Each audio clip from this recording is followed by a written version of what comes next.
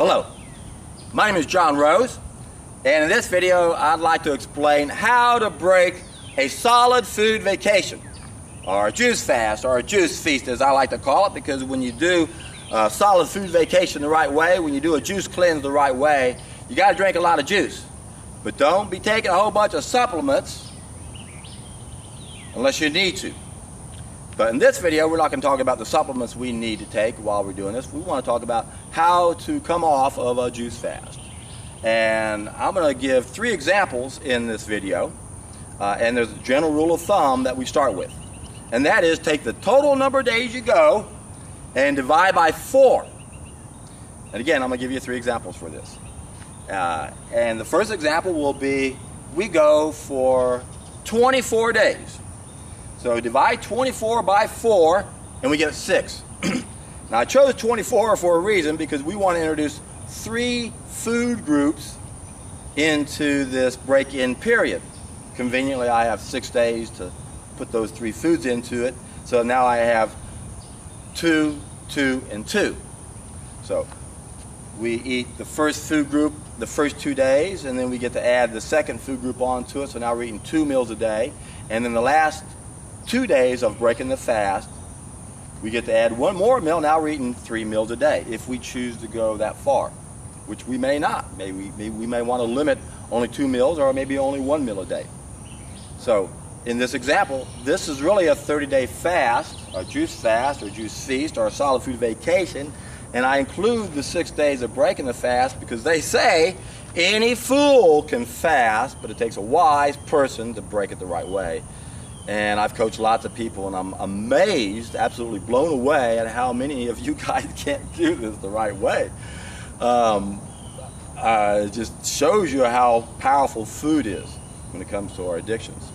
So we have to respect our body's limitations if we've gone for any length of time at all.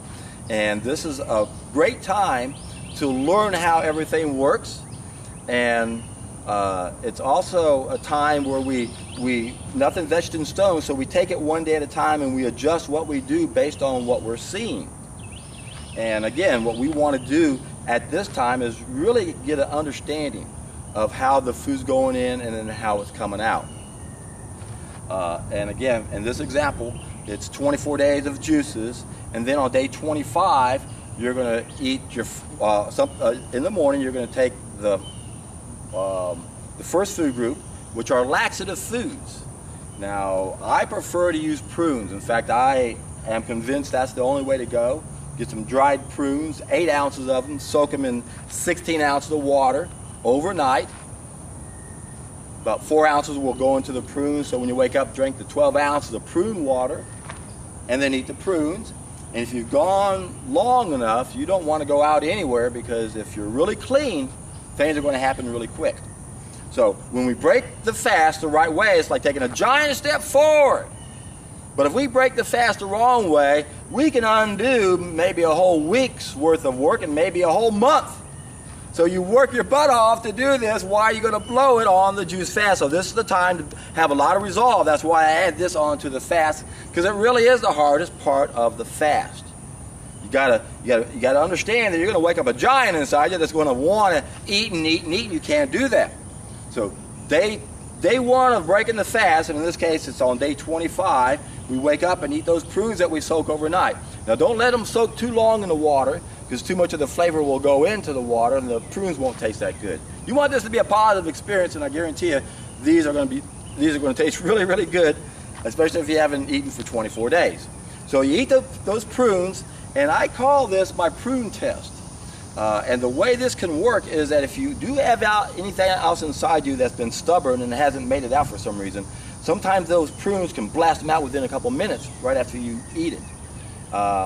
And that pretty much tells me that, boy, there may be some more stuff in there. The last thing you want to do is to keep eating. You need to get back on this horse and keep going. It only makes sense to at least go till you stop pooping, because then you can't finish this off the right way and really understand what's coming in, what's going out. Because as long as there's old stuff in there, it can slow everything down. It's like throwing a wrench into the works. So we start off slow. We eat the prunes in the morning. And if you don't have something happen immediately, and you are clean and you have gone the distance, around an hour to an hour and 15 minutes. For me, it's exactly an hour and 15 minutes. I can set my clock to it. I start having a lot of loose activity. I have about a dozen loose movements. So you don't want to be out and about when you do the prunes when you break the fast. You don't even want to go to work, probably. So it's best to prepare this and plan it on a weekend or a time when you're off and you're at home, and because you're going to have to, the last thing you want to be is somewhere when this happens, obviously. And again, what will happen is you will have about 2 hours of loose activity, close to a dozen movements. How do I know? Because I've documented everything I've done every time I do a fast, especially breaking the fast, and I can look at every one of them and see exactly what happened. I go, wow, look at this, exactly the same time. I don't have to rely on my memory. I wrote it down. I documented it. So this is the best way, I believe, to break the fast. Again, it's a prune test, and then what will happen around the 2 hour mark, the 3 hour mark, is you'll finally see the prunes come out. Now, I'm documenting everything. I'm capturing it, and I can tell what's happening because you can see little specks of prune fiber that are coming through in the very first loose diarrhea type movement. And again, when you drink the prune water, you're going to see that in there also. So you start seeing that immediately, but then toward the very end, I will have two movements right at the very end, real close together, and it comes out where the colon's had a chance to suck the water out of that. Remember, one of the jobs the colon has is to recycle that precious water. We can't let that water go to waste. So that's why we have more of a formed movement when it comes out and it's not all loose. But in this case, the prunes will eventually come out, and they should be out within 3 hours. If you don't see the prunes come out of you in 3 hours, that tells me there's still something in there that's slowing things down. And just like if you have something happen immediately and you get something out of you, in both cases, you got to get back on the juices because you want to get everything out. You want to be able to finish this program knowing that you are completely clean. And now you can evaluate the eating, pooping episodes that we should all be aware of to make sure they don't go more than 1 day. So the first day you eat the prunes, and that's a prune test. And if they come out like they should, then you can continue. But you can continue on. But for day one, 8 ounces of prunes are about 635 calories. So that may represent somewhere between 3 to 4 pints or a couple liters of your juice. So whatever you were juicing before, make sure you add back the difference to get the calories you need for that day. This is the key about breaking the fast. We're still juicing. Day one, we only eat one meal, the prunes. 8 ounces of prunes soaked in 16 ounces of water. Drink the prune water, eat the prunes. Do the prune test. You should have prune porridge, is what I call it when it finally comes out. And interestingly, it has a perfume scent to it. Now, if that doesn't blow your mind, I don't know what will. But that's what it should smell like, because it's not putrefying and fermenting down in there. And if that happens, then okay, you're on your way to the next day. So day two, we're only going to eat one meal once again. And if we were successful with the laxative fruits, we can go ahead and move into the second food group at this time. And that's the juicy fruits. And just about every fruit's going to qualify for a juicy fruit, except things like bananas and avocados and olives and durians, things like that. Otherwise, most juicy fruits will work. Get the ones that are in season, especially the ones you've been craving. If you've been thinking, oh my God, I can't wait to have a mango and they're in season right now, go for it. You're going to love it. That mango is never going to taste as good as it's going to taste when it's the very first time you've eaten anything solid for so long. So that's what you do on the second day. Again, only one meal. Figure out how many calories they are to represent how much of your juices that is, and then go back and drink the other 6, 8 pints or whatever juice you need to get all your calories. That's the first 2 days. Now, if everything's going out or coming out like it should, and that's the thing we're paying attention to, now that we're eating mangoes or watermelon or whatever juicy fruits in season, we see it come out the next day and we go, great, I can continue on breaking the fast. So now when we get into the third day of breaking the fast, we get to add another fruit meal. So now we're eating 2 fruit meals, but in both cases, we're not going to be able to eat a whole lot. Most of us won't be able to. And we still have to go back to the juices to get our calories. And we do that for 2 days. We eat 2 meals of fruit. And again, we get to see, okay, I had watermelon, then the mangoes, there's the watermelon, there's the mangoes. Boy, I'm getting the hang of this. Now I understand how many bowel movements I'm supposed to have. And everything should be out in 1 day. And they're not formed like sausages. and they don't have a horrible stench to it. There's a reason why we smell as bad as we do, my friends. Things take too long to go through the system. Things are putrefying and fermenting in there. Nasty, nasty stuff. So we get to eat two fruit meals a day for the next 2 days, and then in the last 2 days, if we decide to go do a 3 meal a day diet, we can then have a salad in addition to the 2 fruit meals. And again, this is a really important time to pay attention to what you're eating and seeing when it comes out. And when the vegetables come out, the salad comes out, you'll notice it looks totally different. And if it doesn't come out, what do? You don't keep eating the salads. You back off and go back to the fruit. And if it still doesn't come out, you go back to the juices. So while we're breaking the fast, everything we do is based on what we're seeing and what's happening every day. As long as things are coming out, then we can proceed forward. Now, as I mentioned, a lot of people may not want to go to a 3 meal a day routine. I prefer a 2 meal a day, and right now I'm experimenting with a 1 meal a day by adding 3 liters of vegetable juice to my 1 big fruit meal at the end of the day. And I'm really liking that. It's really a more sensible way of eating, and I want to try this for a while because I've always wanted to. And whenever I see people that are relatively thin and older, I ask them if I can ask them a question, professional question, and ask them, what they eat. Why are you so slender? What's your secret? And most people are really excited to share that. Sometimes I have to pry it out of them, but the one interesting comment I hear more than anything else is people say, oh, I eat whatever I want, but I don't eat 1 meal a day. 1 meal a day. There's a lot to be said about giving the body only 1 meal a day, because every time we put food in the stomach, it takes away energy down below. That's why when we're healing, we don't want to do that routinely. And that's another big mistake people make when they come to the raw food diet. Remember, it's hard to go from 5 to 10 grams of fat to 50 to 60 grams of fat, so the best way to transition is to drink a whole lot of juices in the beginning to make sure you get your calories and then you don't overburden the body. But remember, the purpose of breaking the fast is to make sure that we have a relationship between what we're eating and how it's coming out of us.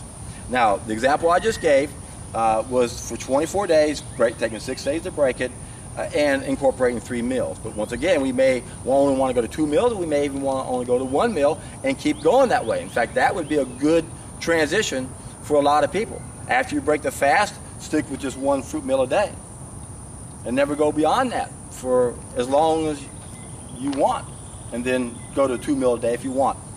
Now, another example I want to give is, let's say we do a 100-day juice fast. Now, if we use the general rule of thumb, divide by 4, that's 25 days to break the fast.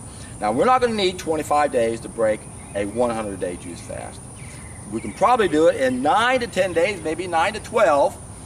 Remember, I like to work in multiples of 3 because we're adding 3 food groups for most people into breaking the time period. I chose 6 initially because 3 goes into 6.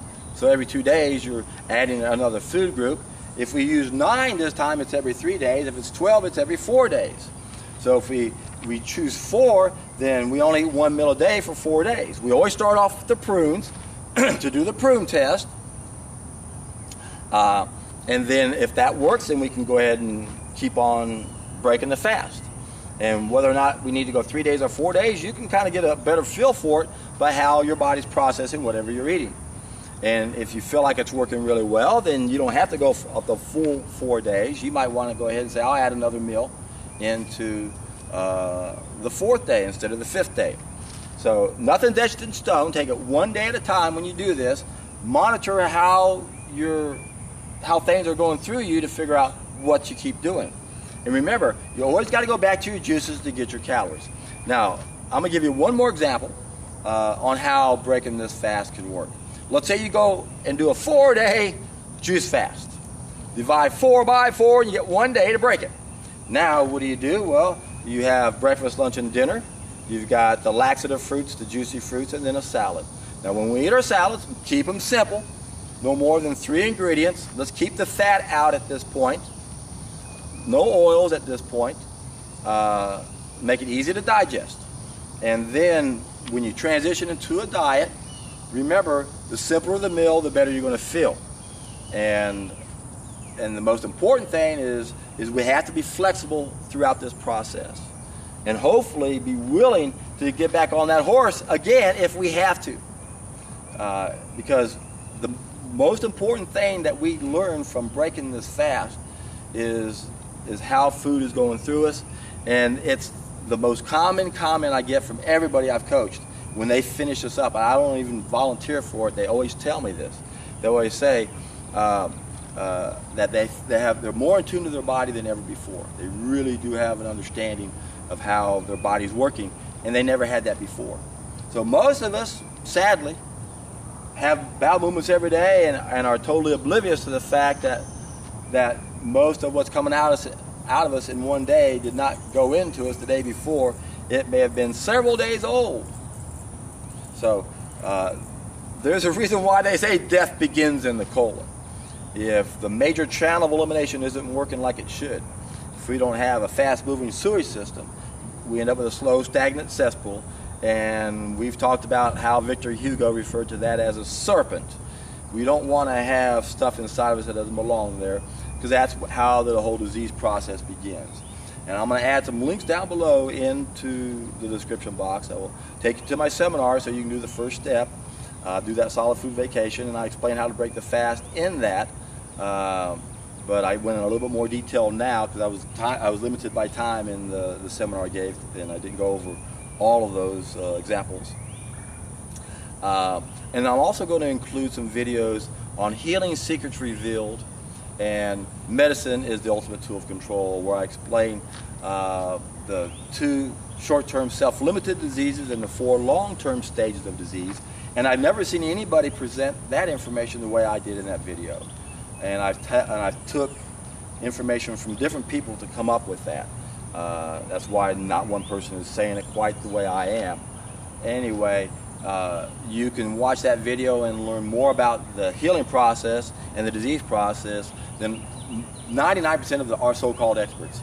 And the best way to know more than any one of them is to give yourself a solid food vacation. And when you do, you're in for a treat.